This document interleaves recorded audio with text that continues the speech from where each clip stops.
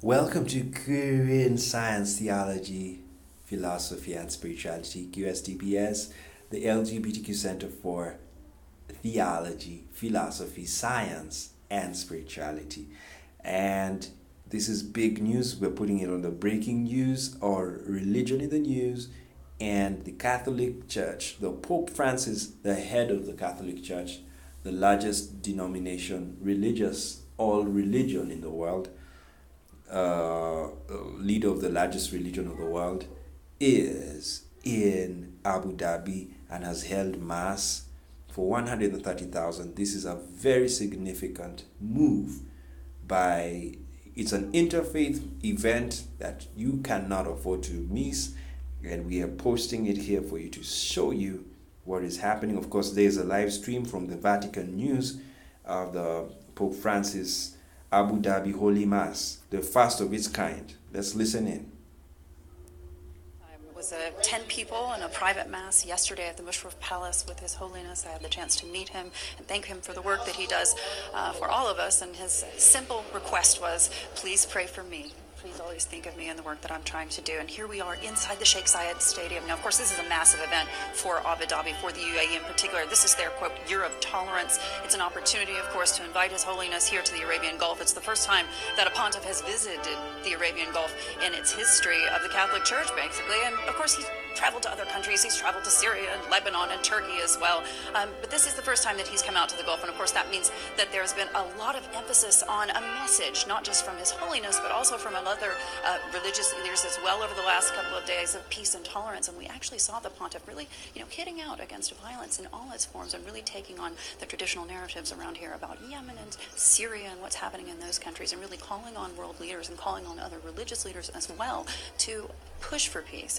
to reject violence. This isn't something that we haven't heard from the Pope before. This is a man, of course, who's been incredibly outspoken in the past when it comes to, inequality in the economy, when it comes to helping refugees. But I think it's pretty significant that he would come here and deliver that message while he's staying here in the Arabian Gulf. We've seen this over the last couple of days, an outpouring of support. There's some 50,000 people inside the stadium and another 120,000, we're told, outside the stadium as well. This was a very long and arduous experience to get in here today. They left buses at, I think, at 1 in the morning from Dubai to come and fill this stadium. Of course, Dubai is only about an hour and a half away from Abu Dhabi. This was a momentous moment, not just for folks here inside the UAE as expatriates. Some 200 nationalities are represented in this country, but also, of course, for the leadership as well, and really coming out and making a statement about what they're trying to do. Hi, I'm Joanna Bersecci, and thank you. All right, so Joanna, we will not listen to now. Okay, thank you so much. So that is the Pope in Dubai, United Arab Emirates, and he had the first holds a historic papal mass in Abu Dhabi, and 10,000s of people were there. 130,000 attended the mass, and as you heard them say, there were even 20,000 outside. So this is a good sign. United Arab Emirates is a good country that allows every religion to coexist. That's one thing I like about United Arab Emirates. And I see Saudi Arabia is also joining the fray slowly by slowly. And as we said in our other video, if this becomes a trend with Muslim countries whereby they can accept, of course it is, historically, Muslims had the dhimmi system, which means if you're a religious minority, you can live in the country. You can live in an Islamic country with no problem. So that's what's going to happen and should be happening in every Islamic country.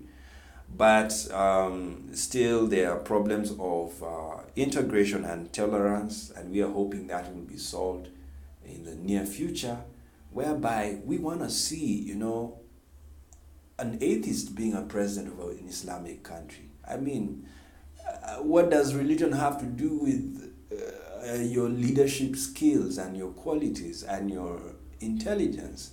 We want to see a Christian to be a president of a Muslim country, and we also want to see a Muslim be a president or a leader in the European countries. LGBTQ, I mean, wouldn't it be nice if a gay Muslim is a president in an Islamic country or in a European country? Yes, this is where the world is going. We are going to total diversity and not necessarily division. All right, guys, thank you so much for joining us. Let's leave you with this. As a criminal judge, I impose sentences. And we can show you clips. There you are. That's the stadium. Pope Francis in United Arab Emirates.